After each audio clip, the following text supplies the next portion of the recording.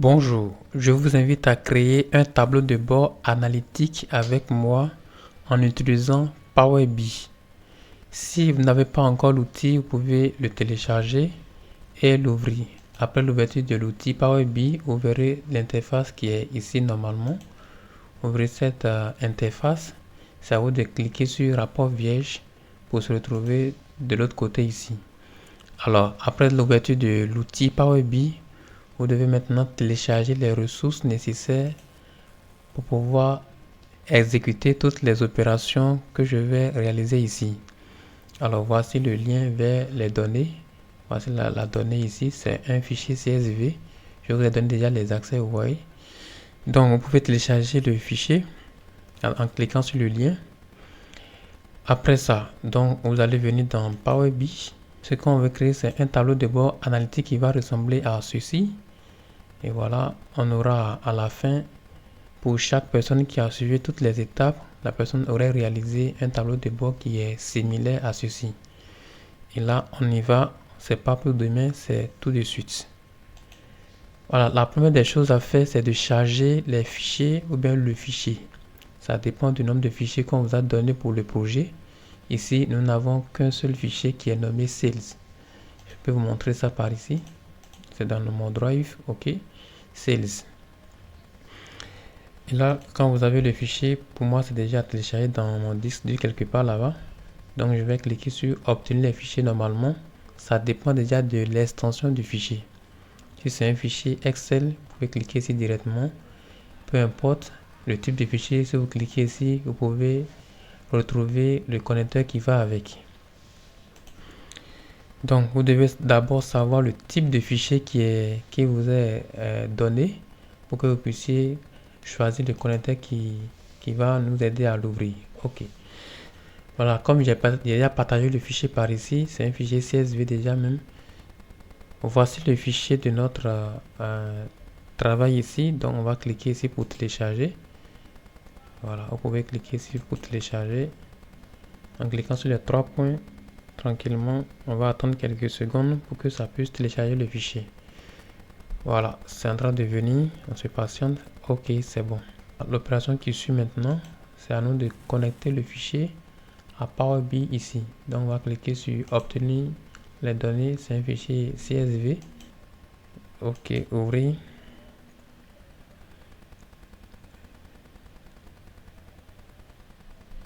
Là, on se patiente quelques secondes pour que le fichier puisse être connecté à notre outil ici. En attendant la connexion du fichier, je vais vous présenter un peu l'interface de Power BI. Ici, c'est là où on gère les fichiers, l'exportation. Voilà, bon, là, le fichier nous a présenté déjà l'aperçu. Voici l'aperçu de notre fichier présenté par Power BI. Et là, il nous montre, ici, il nous montre les 200 premières lignes de notre fichier. Et c'est à nous de voir si ça correspond à ce qui est attendu normalement. Ici, l'outil Power BI a mis dans l'aperçu ici, colonne 1, colonne 2, colonne 3 jusqu'en colonne 13. Ok. Là, on voit que les noms des colonnes, normalement, c'est ID, facture, agence, ville, type de client, le genre, catégorie de produits, etc. Ça veut dire que c'est à cause de cette ligne, que ça n'a pas pu trouver les noms des colonnes. Parce que lui, il prend les noms des colonnes par défaut, sur la première ligne. C'est ce qui se passe avec Power BI. Du coup, comme il n'a pas trouvé correctement, on va dans Power Query directement pour aller faire des transformations sur le fichier avant de le charger vers Power BI Desktop. Allons dans Power Query. Ici, nous sommes dans Power BI Desktop. Voici notre outil Power Query ici. Voilà ça, éditeur Power Query. Et ici, si on vient, vous allez voir sans titre Power BI Desktop. Voilà. Donc, c'est deux choses différentes, mais ils collaborent ensemble. Après ça, on peut voir tranquillement qu'on a Power BI Desktop à ce niveau. Et quand on bascule de l'autre côté, on a l'interface éditeur Power Query. Et là, allons dans le Power Query là. On va faire les transformations nécessaires avant de charger les données vers Power BI Desktop. La première des choses à faire à ce niveau, c'est de supprimer la première ligne. Déjà, ça c'est obligatoire pour qu'on puisse accéder au nom de notre colonne. Là, on va faire supprimer les lignes du haut parce que la première ligne, c'est en haut. Là, on va lui spécifier le nombre de lignes qu'on devrait supprimer. En haut, là, ça fait une seule ligne. Là, on fait OK. La ligne, elle est supprimée. Du coup, on pourrait simplement utiliser maintenant la première ligne comme nom de colonne. C'est ce qu'on va faire en entrant dans les mêmes coins ici. Donc, on va faire utiliser la première ligne pour les en-têtes. Voilà, c'est ce qu'on attendait au départ. Et on est rentré dans Power Query ici pour faire les transformations. Mais souvent, c'est normal de venir d'abord dans Power Query pour voir si les types de données que Power BI a détecté automatiquement est celui qui est attendu normalement. Et là, on va regarder d'abord les opérations à réaliser quand vous êtes dans Power Query sont les suivantes. Je vais vous montrer d'abord un aperçu avant qu'on avance là-dessus. Alors, transformation des données dans Power Query. Renommer les tables et les colonnes si nécessaire. Et là, vous voyez qu'ici, notre table, elle est en anglais. Le nom, c'est en anglais ici. Du coup, on va mettre ça en français. C'est sales qui veut dire vente. On est dans des pays francophones ici. OK, vente. Je l'ai fait exprès pour qu'on puisse pratiquer. Vous pouvez venir ici aussi pour venir modifier. Hein. Voilà, c'est par ici également. Après ça, le nom des colonnes, est-ce que c'est bon comme ça? Est-ce que c'est explicite? ID de la facture, agence, ville, type client, le genre, catégorie des produits, prix unitaire, quantité, d'accord, date, heure, mode de paiement, coût unitaire produit, note de client. Ok, c'est bon. Maintenant, les autres opérations qu'on devait réaliser aussi, c'est de regarder, d'utiliser de supprimer les lignes inutiles. On vient de faire ça même pour la première ligne, on l'a supprimé. Ça peut être en haut comme en bas ou bien dans d'autres ou bien au milieu quelque part. Donc c'est à vous de choisir la commande nécessaire pour faire l'opération. Maintenant, utiliser la première ligne comme nom de la colonne, c'est déjà fait. Supprimer les colonnes inutiles. On peut regarder hein, s'il y a des colonnes inutiles, on aurait supprimé simplement. Ici, les colonnes qui sont là sont déjà au top. Maintenant, après ça, on va remplacer les valeurs aberrantes ou bien atypiques et vides et supprimer les valeurs en double. C'est ça qu'il faudrait faire également. Changer le type de données dans les colonnes.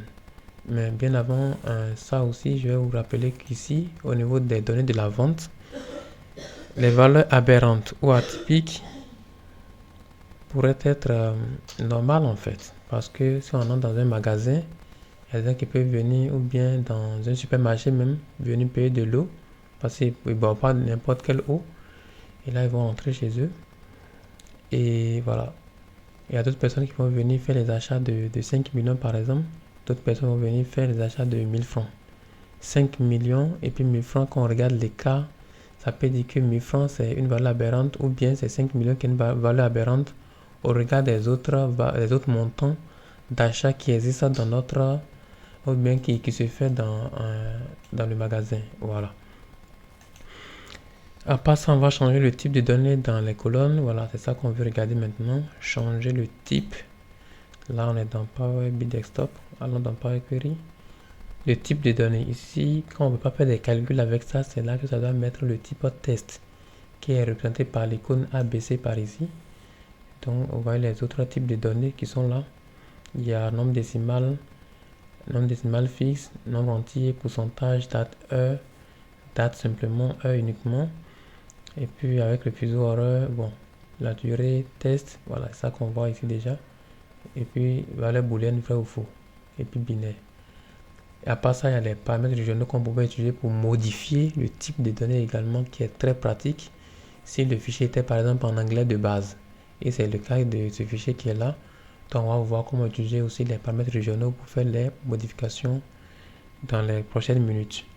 Alors, on regarde ici. Là, ABC, c'est bon. On peut faire des calculs avec des données qui sont dans la colonne. Ville, c'est bon aussi. Type de client, c'est bon. ABC, c'est bon. ABC, c'est bon. Là, on doit faire des calculs avec ça. Le prix unitaire. Donc, il a mis ça en chaîne de caractères. Ça veut dire du test. Du coup, c'est à nous maintenant de faire les transformations nécessaires pour que ça puisse revenir à la normale. Et là, je vous invite à cliquer sur le nom de la colonne déjà. Sinon, il y a deux méthodes pour faire la même opération ici. On va utiliser la première méthode pour modifier ceci et la deuxième méthode pour modifier la date. Parce que vous voyez déjà que c'est pas dans de bons formats. Et là, on va faire clic droit, remplacer les valeurs. Qu'est-ce qui a fait que ça fait bizarre? C'est parce que chez les francophones, c'est pas point qui signifie virgule, c'est virgule qu'il faudrait mettre à ce niveau. Or, pour les anglophones, ils mettent point pour dire qu'on a tapé virgule en fait. Et chez les francophones, c'est autre chose, c'est virgule qui est là. Donc, on va remplacer dans la colonne là, là où il y a point par virgule. Simplement, on clique sur OK, vous allez voir, c'est passé. Là, maintenant, on pouvait changer le type de données là pour dire que c'est nombre décimal désormais. Voilà. Après ce changement, on va maintenant passer à la quantité. Voilà, 1, 2, 3, c'est bon déjà. Voilà, c'est des nombres entiers, naturels. Et ici, on a quoi? La date. Voilà, ça ne correspond pas. Le type de données qui est attendu, c'est de type date. C'est pas du test. Parce que c'est au format de test ici, on ne pourra pas aller chercher l'année, par exemple, si on le veut, ou bien le mois, ou bien le jour, pour faire de l'analyse selon le temps, dans la durée. Et là, on pourrait faire modifier le type, voilà ça. Et puis on va dire utiliser les paramètres régionaux parce que la date c'est stocké comme chez les anglophones. Parce que le fichier était anglophone de base et puis je l'ai transformé un peu. Et puis j'ai laissé quelques incorrections pour qu'on puisse faire ça dans Power BI pour que vous puissiez avoir une idée de comment ça marche. Et ici nous avons un test qu'on veut transformer en date. Voilà le type de fichier. Et là il a mis français de la Côte d'Ivoire. En temps c'est l'anglais. C'est stocké comme pour les anglophones. Donc on va mettre anglais des États-Unis. Voilà ça ici. Et voilà ça. Anglais des États-Unis. Et il nous sort un truc de ce genre. On va faire OK. Voilà, ça va dessiner maintenant un calendrier par ici. Ça veut dire que c'est au format de date. OK, c'est bon. À part ça, il y a l'heure. Il y a l'heure qui est là. Qui est déjà au bon format. En même temps, on voit. Mode de paiement, c'est du test, d'accord. Le coût unitaire du produit, d'accord, c'est 1, 2, 3, nombre entier naturel. Et la note du client, il a mis, voilà, 1, 2, 3, c'est bon. Quand on a regardé ça, c'est vrai que chez vous, il n'y aura pas ceci, certainement, du coup, pour afficher ça, pour voir la santé de chaque colonne. La santé des données, ça veut dire que la qualité, hein, enfin. Les données dans chaque colonne, vous devez simplement venir ici dans affichage, dans le ruban affichage ici, au lieu de accueil. On était dans accueil, donc on vient dans affichage et maintenant on va cliquer sur, voilà, pour vous ce serait comme ceci certainement, ou bien vous allez cocher ici et puis ça va venir avec des statistiques sur les types de données et la qualité des données, disons, dans chaque colonne ici. Voilà, ça nous aide à aller très rapidement ou bien très vite, sinon on aurait regardé ligne par ligne pour voir s'il y a des données qui manquent.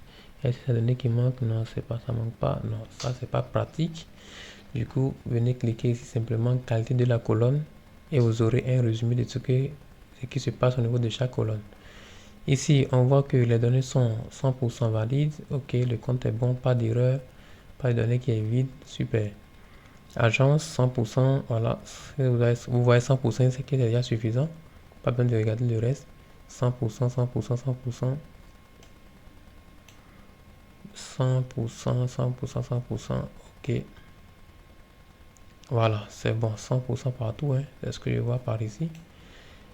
Et là, il y a quelques modifications qu'on va apporter à notre donnée aussi. Il faudrait regarder aussi ce qui existe au niveau de chaque colonne comme données, même un exemple de données. C'est ce qu'on va regarder ici. Ici, on voit agence A. Si on fait des graphiques avec cette colonne déjà, et là, ça peut nous sortir des arcs un peu partout dans, ou bien AC, ou bien ABC dans le graphique. Et puis, c'est pas vraiment explicite pour ceux qui vont regarder ou bien ceux qui vont analyser le graphique plus tard. Du coup, on pourrait changer, comme c'est les agences qui sont notées A, B, C, du coup, Là où il y a A, on va mettre agence A simplement. Donc on clique sur le A, clic droit, remplacer les valeurs. Donc là où il y a A, simplement mettre agence A. Ok. Voilà, agence A. Ok. On voit là où il y a A, là où il y avait A, il a mis agence A un peu partout. Maintenant pour le C, remplacer les valeurs également.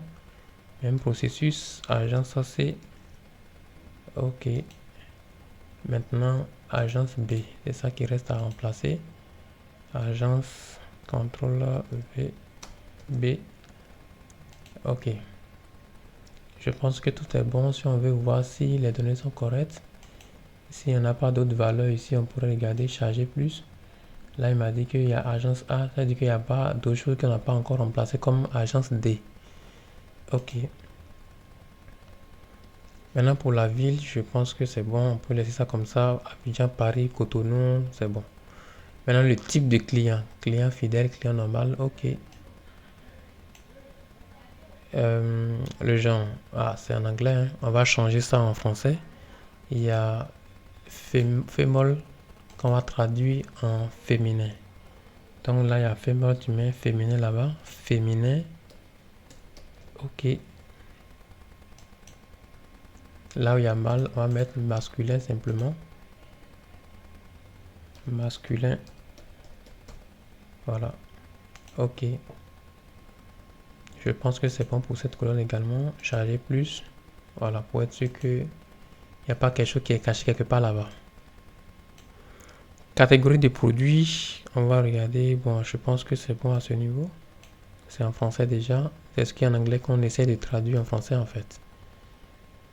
Voilà, ici il y a le mode de paiement qu'on devrait changer. Il y a les e-wallet qui veut dire portefeuille électronique. On va remplacer ça par la correspondance en français. Portefeuille électronique. Bon, électronique. Bon, je vais mettre ça ici. Et accent. Ok, portefeuille électronique. Ok. Cash, ça veut dire que la personne a payé avec de l'espèce. Et là, on va mettre espèce ici. La paye en espèces. Dans le magasin ou dans l'agence. Credit card, carte de crédit en français. Carte de crédit. Ok, carte de crédit. Voilà, c'est bon. Je pense que c'est bon pour tous les types de données ou bien toutes les valeurs possibles dans la colonne. Voilà, c'est bon. Voici les transformations qu'on voulait apporter à nos données. Et ce qui reste maintenant, c'est de charger. Bien avant ça, voir s'il y a quelque chose d'autre encore qui devrait changer, renommer. Voilà, avec les bonnes manières, il faudrait renommer aussi les étapes appliquées, mais je n'ai pas assez de temps pour faire tout ça, mais je vais vous montrer comment renommer une étape. Voici les étapes appliquées qui sont là, pour que lorsqu'une autre personne va prendre le fichier, puisse savoir quelles sont les modifications que vous avez apportées aux données. Par exemple, ici, on va dire qu'on a... Ici, on avait filtré les données. Entre-temps, remplacer les valeurs. Par exemple, c'est quoi ici qu'on a remplacé? Carte de crédit. Voilà. Renommer. Voilà. Valeur. Ou bien carte de crédit remplacer. Ou bien crédit card. Crédit card. Remplacé par carte de crédit. Ok. Entrée. Voilà, vous pouvez renommer tout. Hein. Normalement, vous devez renommer pour avoir une documentation de ce que vous faites. C'est très important parce que vous ne serez pas la seule personne qui va travailler dans l'entreprise depuis sa création jusqu'à l'infini, enfin jusqu'à l'éternité. Du coup, c'est bon de faire comme ceci. Ce sont les bonnes manières. Et là, bon, je pense que c'est bon. On peut aussi revenir en arrière si on a appliqué une étape qui nous a causé des soucis. Bon, on peut revenir en arrière. Et aussi, ça peut nous demander de faire des jointures de table, fusionner des colonnes ou bien de quelques lignes. sur une même table. Voilà, ce sont les opérations courantes qu'on rencontre dans Power Query quand on fait la transformation. Ok, là je vais faire fermer, allons dans Fichier, fermer, appliquer, pour que nos données puissent être chargées vers Power BI Desktop à ce niveau. Et là, ça m'a déjà redirigé vers Power BI Desktop. Ici, vous voyez le nom. C'est parce que je n'ai pas encore mis le nom de mon projet que vous voyez que ça a mis toujours Power BI Desktop et Power Query. Sinon, je vais mettre le nom du projet tout à l'heure après le chargement du fichier là, et le compte sera bon. Donc, on se patiente quelques secondes. Voilà, il m'a dit que c'est bon, qu'il y a des lignes qui sortent des erreurs. Bon, je vais voir. Fermer d'abord. Allons voir de l'autre côté s'il y a des lignes qui sortent des erreurs de l'autre côté là-bas. Allons dans Power Query pour aller regarder en cliquant sur le bouton transformer. Voilà, nous voici encore dans Power Query. Qu'est-ce qui n'a pas marché par ici? Ok, c'est bon, c'est bon. Ah, c'est que c'est bon. Bon, fermer, appliquer. Est-ce qu'il y a des valeurs bizarres ici? Bon, c'est bon. Là, on peut continuer avec le modèle sémantique des données. C'est ça qui commence à partir du chargement des données jusqu'à l'écriture de quelques requêtes dans DAX pour terminer le modèle sémantique.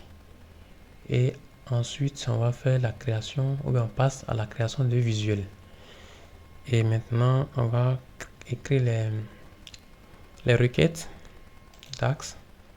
Là, ce qu'on va faire d'abord, ici j'ai mis les opérations qu'on a réalisées sur le fichier dans Power Query. Voilà, ça c'est ça qui est en vert. Donc vous pouvez regarder pour pratiquer en même temps. Donc mettez le fichier là à côté pour gagner en temps. Calcul des indicateurs clés de performance.